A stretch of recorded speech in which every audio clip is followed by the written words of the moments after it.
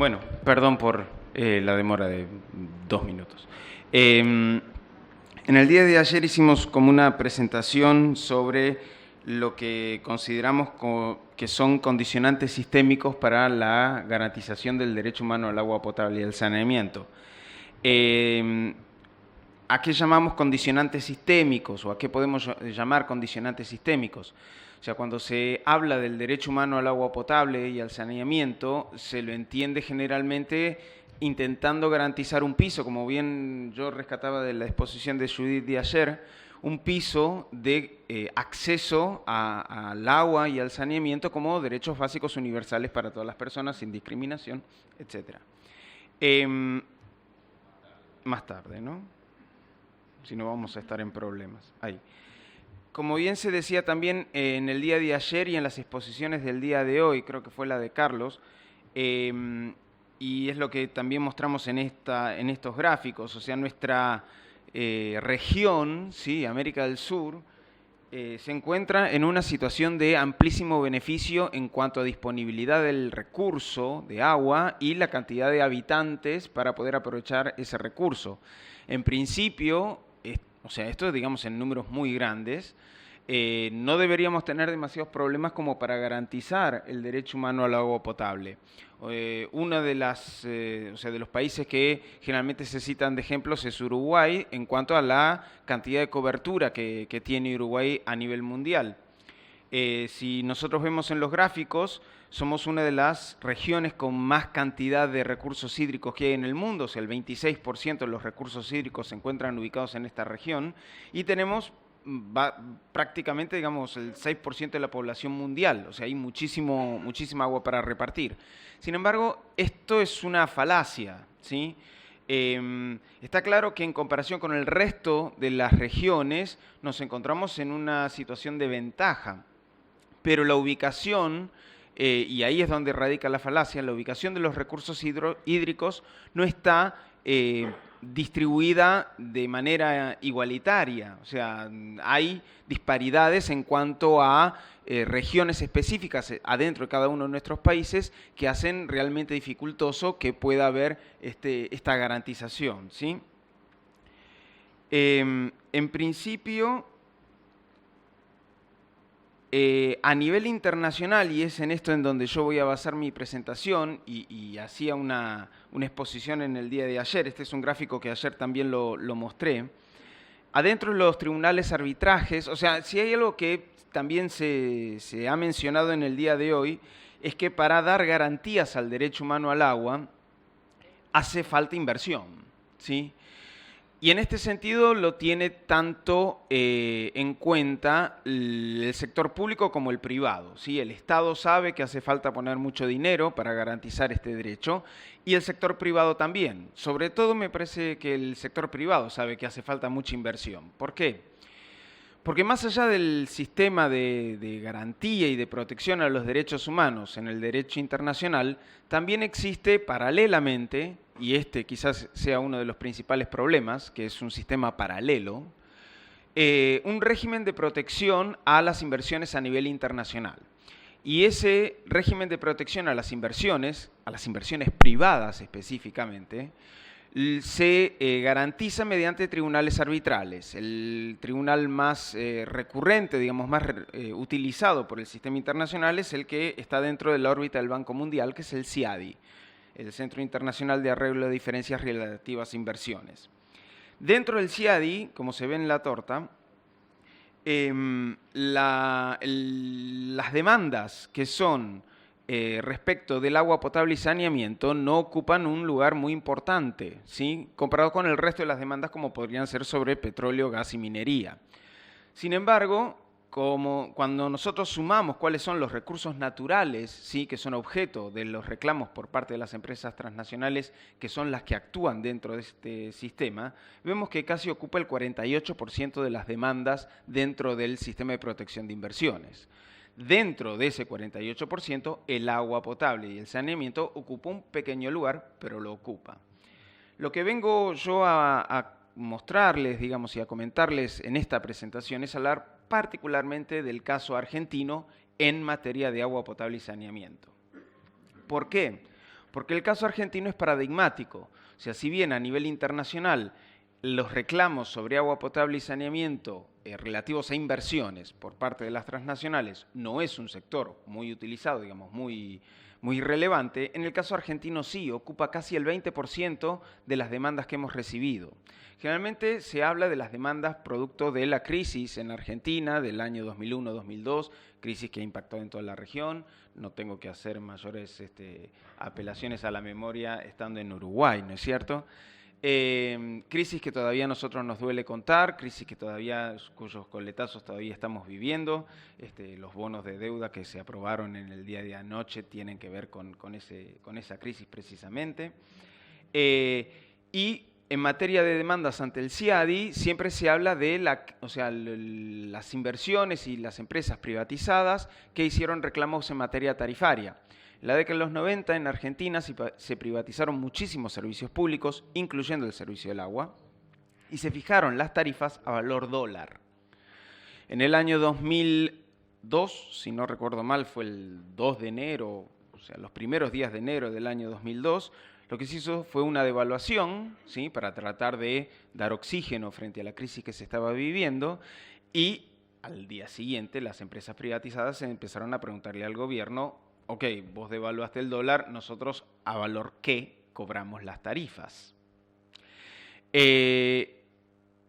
Obviamente, digamos, ahí empezó una puja muy fuerte porque las empresas querían conservar el valor del dólar, o sea, querían aumentar las tarifas en un contexto en el cual la gente no tenía dinero para poder pagar esa devaluación.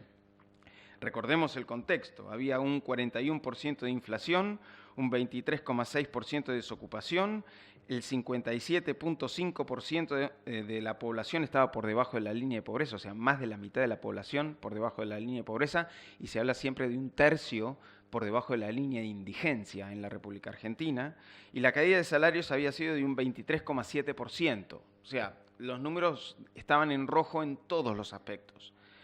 Las empresas, no obstante, y en esto las empresas concesionarias del servicio de agua potable, dicho sea de paso, en la concesión más importante a nivel mundial, que fue la de la ciudad de Buenos Aires y el conurbano circundante, la región metropolitana, que fue concesionada principalmente, si no recuerdo mal, 3 empresas, que fueron Suez, Aguas de Barcelona, Vivendi Universal, 4, y Anglian Water.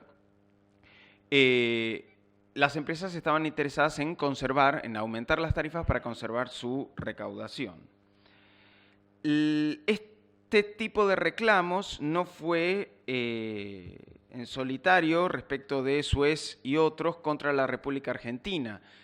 Uno de los compañeros que nos antecedió en la mesa, David, nos hablaba de la guerra del agua en Bolivia, y es cierto, o sea, no es que debió haber sido una de las primeras, fue una de las primeras. O sea, de hecho animaría a decir que fue la primera controversia, digamos, el primer conflicto social en donde hubo un planteo directo entre la demanda de la sociedad por parte de la defensa del agua como un derecho versus las exigencias por parte de la empresa prestataria del servicio del aumento de tarifas. Esto se vio no solamente en lo que se denomina como la guerra del agua, en las calles, ¿sí?, sino se vio también en los papeles. Bolivia recibió una demanda dentro del CIADI por parte de la empresa prestataria, que era Aguas del Tunari. Ese juicio, digamos, esa diferencia arbitral, tuvo muchísimas irregularidades que yo creo que no pasarían por un tamiz de un simple juzgado comercial, pero no me voy a detener en esos detalles. La cuestión es cómo se resolvió finalmente este conflicto. La empresa ganó, ¿sí? O sea, se responsabilizó a Bolivia por no brindar garantías a la inversión. No estaba acá en tela de juicio el derecho humano al agua, está claro. Y debía indemnizarse, por ende, a la empresa por el daño sufrido por parte del Estado boliviano. No se había fijado la indemnización en la primera sentencia, se esperaba una segunda. El tema es que el monto de la indemnización se llegó de mutuo acuerdo, y lo que se pagó por parte del Estado boliviano a la empresa Aguas del Tunari, que era una concesionaria de la norteamericana Bechtel, fue del valor de 2 bolivianos. 2 bolivianos, traducido para todos nosotros que no vivimos en Bolivia, es 50 centavos de dólar. Esto lo que marca es qué pasa cuando hay una vida más allá de los papeles. O sea, lo que estaba ocurriendo en ese contexto en Bolivia era toda una movilización, todo un pueblo sublevado, ¿sí? Porque esto era lo que se vivía en Cochabamba, un pueblo sublevado en el año 2000, que hizo que por más de que hubiera un juicio ganado por parte de la empresa, se indemnizara en un valor menos que simbólico, ¿sí? Otro caso interesante también se dio contra Tanzania, ¿sí? Por parte de la empresa prestataria en ese país. Tanzania es un país africano. Ahí fue también una cuestión bastante notoria, en tanto que las responsabilidades se saldaron mutuamente, ¿sí? ¿Esto por qué doy estos detalles? En el día de ayer yo había dicho que los tribunales del CIEDI fallaban generalmente a favor de las empresas. Estoy dando 2 grandes casos excepcionales, ¿sí? El tema es el resto. El resto de los casos fueron todos contra la República Argentina. Obviamente no voy a poder detenerme por una cuestión de tiempo, pero voy a tomar precisamente el de la concesión más importante del mundo, que es el del caso Suez, ¿sí? En el 82% de los casos se demandó a la Argentina frente al resto de los países en el mundo, ¿sí? Esto es producto no solamente de la concesión, o sea, del grado de privatización que hubo en Argentina, sino también de las redes de tratados bilaterales de protección que Argentina tiene firmados. En el año 2013, ¿sí? El presupuesto para el mantenimiento, digamos, y la distribución de agua potable era de 1.410 millones de dólares en nuestro país. Las demandas en materia de agua potable y saneamiento eran de 1.680 millones de dólares. O sea, era más dinero lo que se tenía que pagar a las empresas inversoras, ¿sí? De lo que se podía mantener, o sea, el dinero disponible para mantener el servicio, ¿sí? O sea, de esto estamos hablando.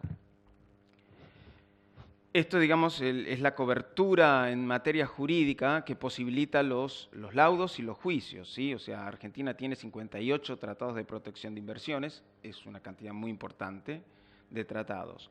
Todos estos fueron firmados durante la década de los 90, ¿sí? A partir del año 2002 no se firmaron nuevos tratados. El discurso es que si no se firman estos acuerdos o no se firman los contratos de inversión con ciertos beneficios para las empresas privatizadas, no vienen las inversiones. Es algo que estamos escuchando desde hace 30 años. En el caso argentino eso no se logra con la data pura y dura, ¿sí? Argentina mantuvo durante todo el periodo desde 1990 hasta el 2014 un promedio de 2 y pico % de ingresos en materia de inversiones, con tratados o sin tratados, ¿sí? El único pico que se ve ahí es el pico en materia de la privatización de la empresa prestataria de petróleo, YPF, ¿sí? Fue el único momento en donde realmente se desembolsó una inversión muy grande precisamente para entrar, por parte de Repsol, para entrar en ese sector. El impacto que tiene en los juicios a nivel internacional para nosotros es del 17% del presupuesto anual y del 5% del PBI. Una de las exposiciones hablaba de que si nosotros invertimos solamente el 0,5% del PBI resolvemos todos los problemas, básicamente, ¿sí? Bueno, las demandas para la Argentina, ¿sí? Adentro del CIADIS involucran el 5%, o sea, 10 veces más de la resolución de todos nuestros problemas, ¿sí? En materia de agua potable y saneamiento. Estos son, y acá es donde se ve cruzado, y quiero hacer honor al tiempo en lo posible,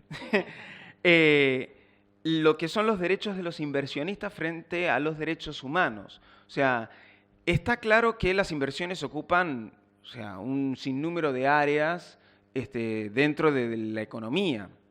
Todas esas inversiones tienen cobertura legal a nivel internacional, o sea, en este sistema de protección. El tema es cuando se involucran derechos humanos universales y básicos para la población, como es en el caso de agua potable y saneamiento. Ahí empiezan a salir todas las advertencias. ¿Por qué? Y acá es donde me quiero detener. Estas son, digamos, los últimos laudos de la Argentina, dentro de los cuales 3 tienen que ver específicamente con el tema de agua potable y saneamiento, entre los que se encuentra el caso Suez, el último, el que está más abajo. En abril del año pasado, el tribunal del CIADI laudó a favor de Suez y las demás empresas por un valor de 405 millones de dólares que Argentina tiene que pagar en concepto de indemnización. Lo interesante no es solamente que falló a favor de las empresas por un montón de dinero, ¿sí?, sino que estableció criterios, el tribunal estableció criterios por los cuales, si Argentina se hubiese comportado de esa manera, no hubiese violado el trato justo y equitativo, que era la fundamentación por el cual le daba la razón a las empresas. Afortunadamente podemos hacer, aunque a los abogados nos cuesta mucho, hacer un ejercicio matemático para tratar de cuantificar esos criterios, ¿sí? Y en esto quiero ser enfático. Para el tribunal del CIADI, y es algo que mencioné en el día de ayer, pero ahora voy a detallar un poco más. Para el tribunal del CIADI, el costo del agua, ¿sí?, por litro tendría que ser de aproximadamente 30 pesos el litro por persona. Eso significa $2, ¿sí? Cuando generalmente se habla del umbral de línea de pobreza en el valor de $1 por persona, ¿sí? El costo del agua para el tribunal del CIADI tendría que ser de $2 por litro. Eso significa que más o menos en Argentina, ¿sí?, por litro. Eso significa que tomar una ducha en Argentina para el tribunal del CIADI, una ducha de 15 minutos más o menos, debería significar 3.750 pesos aproximadamente, es decir, $250 la ducha. Cuando nosotros vemos estos números, ¿sí?, empezamos a querer hablar distintos idiomas para saber cómo esta garantía a las inversiones no obsta, ¿sí?, no genera conflictos con el garantizar el derecho humano al agua potable y al saneamiento. Cuando le estamos diciendo a la población argentina que si Argentina hubiese cobrado $250 la ducha, no hubiese habido problemas en materia de indemnizaciones. O sea, ¿qué quiero decir con esto? Hablaba recién de los condicionamientos sistémicos y al principio de la exposición. Frente a este dilema, ¿qué hago yo, Estado, si pago una indemnización de 405 millones de dólares o elevo las tarifas a $215 la ducha de 15 minutos? Lo que hace el Estado generalmente es el enfriamiento regulatorio. ¿Qué significa? Deja de regular, o sea, deja de garantizar los derechos. ¿Para qué? Para garantizar la protección de las inversiones y no tener que entrar en este dilema. Ahora, el dejar de regular, y esto afortunadamente lo digo en frente de un relator de Naciones Unidas, el dejar de regular puede ser una forma de violentar los derechos humanos. O sea, entonces el Estado está en un brete del cual no puede salir, ¿sí? Este es el dilema en el cual el sistema internacional atrapa a las distintas funciones de los estados, en donde las empresas saben que está este problema, pero pretenden meter el ojo, poner el foco de atención solamente en la garantía de sus inversiones, porque este sistema está funcionando y está funcionando muy eficientemente, ¿sí? Ese enfriamiento regulatorio obviamente va de la mano con otra situación que es la asimetría jurídica. Dentro de los tratados de protección de inversiones se otorgan derechos a las empresas, ¿sí?, derechos a los inversionistas sin obligaciones. Y esto, o sea, con otra abogada del lado de la mesa, o sea, a mí en la facultad me enseñaron que cuando se dan derechos se dan obligaciones. Y eso forma parte casi natural de la definición del derecho. Quizás la obligación no está en la cabeza de la persona, pero alguien tiene que cumplir con una obligación, sea el Estado u otro, ¿sí? En este caso, las empresas están beneficiadas por este régimen jurídico a nivel internacional, pero no tienen obligaciones con las cuales responder. Este es uno de los principales problemas como para tratar de emparejar esta cuestión. Una de las salidas que uno escucha, digamos, que se están intentando poner hoy a nivel global, es que los tratados de inversiones tengan cláusulas de derechos humanos, cosa que habilitaría a los tribunales arbitrales a laudar en materia de derechos humanos e inversiones. Cuidado con este tipo de cuestiones. O sea, yo creo que el sistema internacional tiene herramientas, ¿sí? Los derechos humanos, y esto forma parte de una discusión ya bastante, o sea, que tendría que haberse saldado hace rato, los derechos humanos tienen una jerarquía, ¿sí?, superior al resto de las normas internacionales. Todavía no se sabe hasta dónde es la jerarquía, si son derechos imperativos o si son derechos prioritarios en el cumplimiento. Yo creo que aquellos como el derecho humano al agua, en donde lo que se ve es la subsistencia de la especie, ¿sí? O sea, y del ecosistema, yo creo que son imperativos más que prioritarios, o sea que implican la nulidad respecto del resto de las obligaciones, que son opuestas. En ese sentido tenemos que llegar a la conclusión de que todo el régimen, ¿sí?, de inversiones vigente tiene que estar operando dentro, ¿sí?, y conforme a la cobertura de los derechos humanos. O sea, no puede haber un diálogo vis a vis, digamos, de igual a igual entre dos esquemas jurídicos distintos cuando uno tiene un rango de prioridad que es superior. No hay diálogo. Ahí lo que tiene que haber es una adecuación, ¿sí? El sistema de inversiones tiene que tener una adecuación de acuerdo a los valores de derechos humanos como para poder generar estas garantías y poder respetar los derechos, para no ser redundante, pero los derechos y las situaciones que están vigentes para todos y para todas. Así que, para hacer honor al tiempo, paro acá por ahora. Muchas gracias.